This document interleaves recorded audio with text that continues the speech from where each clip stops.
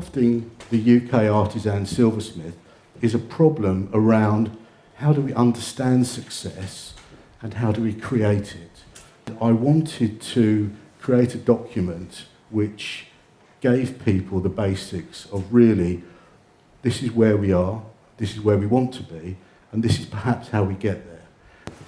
I am really, for a great deal of time, my wife and I, maybe 20, 30 years, have been in great awe of the skills level in the UK of silversmithing. Silversmithing, and our particular love is enamelling.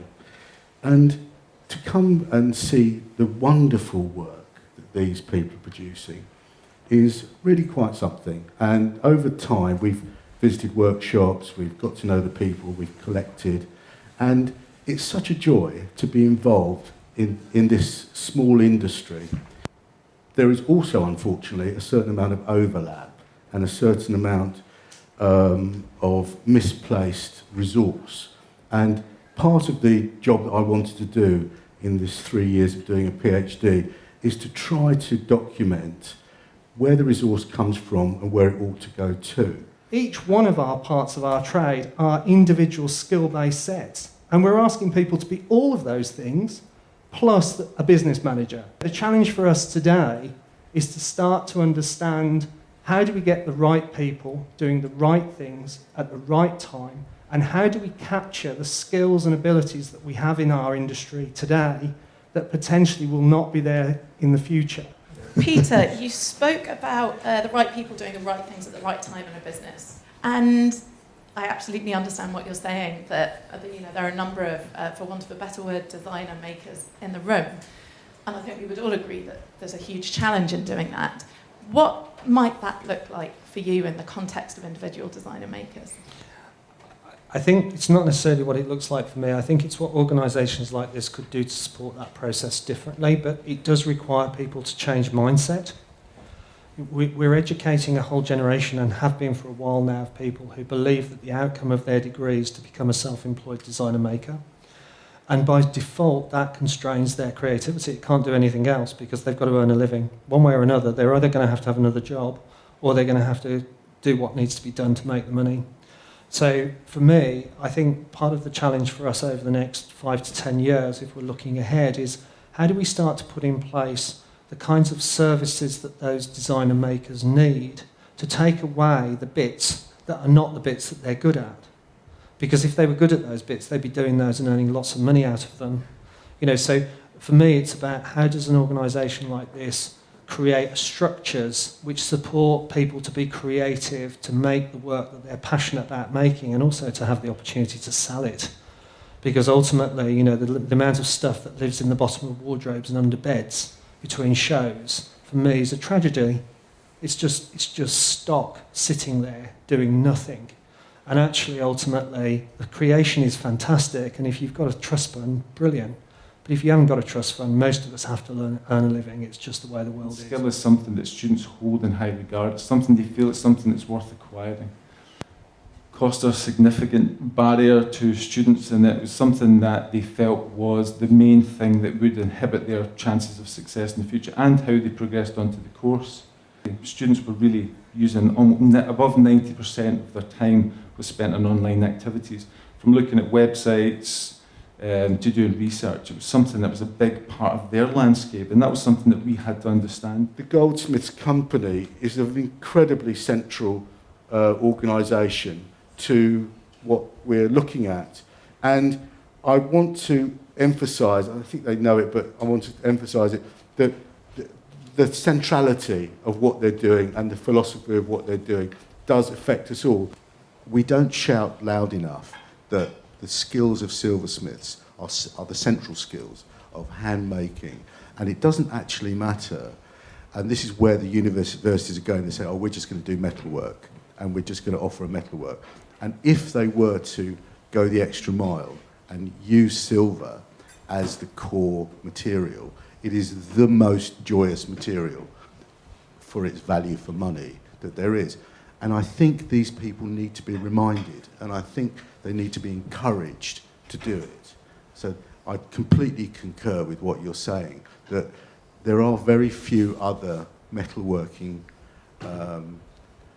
trades that encompass all of the hand skills and enamelling as well, and all those other joyous. And the word goldsmith and silversmith are virtually interchangeable. So I think we should shout about this. Brett, you said a marvellous thing.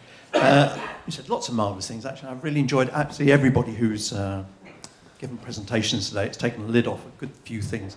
Here's something, another lid to be taken off. You said that it should be a rewarding career, and we all love designing things and making things.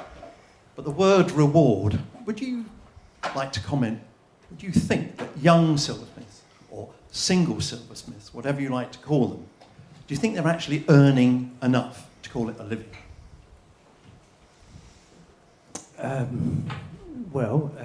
Obviously financial reward is important, and I think, one of the things that I would say is the reason why the acquisition of business skills, and frankly an acceptance that business skills are fundamental to the artisan and silversmith, is because that's the mechanism by which you monetize your ideas. And it does worry me that a lot of young silversmiths come out of college, and I hear them say it out loud, because you can't make a living as a silversmith. And that, is not true, but who told them that? And who gave them that idea? It comes, I think, bizarrely, from kind of the romantic art movement of the early 19th century. We've, for a number of years now, been giving grants to local schools, both through the company and through the Members' Charitable Fund, and we've just funded a school over by Euston, where we've set up a small jewellery department.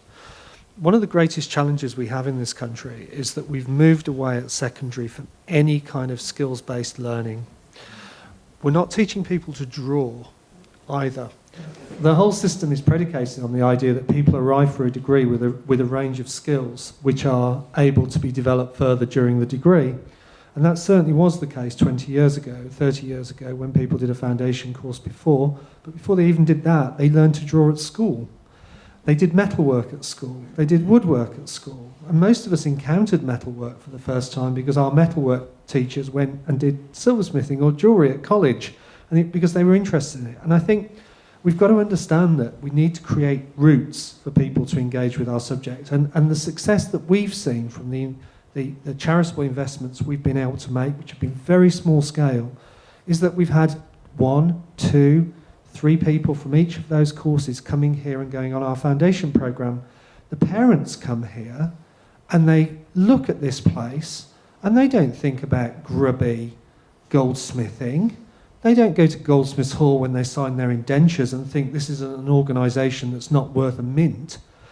We are a valuable industry, and what scares me is the lack of aspiration that we're giving the young people that we're engaging with through our education system right now. Somebody said to me, and I won't name names, but they said to me, well, they don't have to worry because they don't have to pay it back if they have a student loan until they earn £20,000. We're not fine artists. These guys need to be aspiring to be earning £20,000 in the first year of their time out of university. Why aren't we encouraging people to aspire in our industry? Why have we lost an aspiration to actually do more and to make money and to enjoy our careers? No one size fits all. Brett's model works for him. My model works for me. Everybody in this room has their own aspirations. Let's support those aspirations. Let's recognise and celebrate the individual, rather than what we seem to want to do in this country, which is to force everybody down the same sausage machine. We had a technical education in this country which was second to none. The German model that everybody wheels out as to why we should train and how we should train came from here. We just didn't adopt it.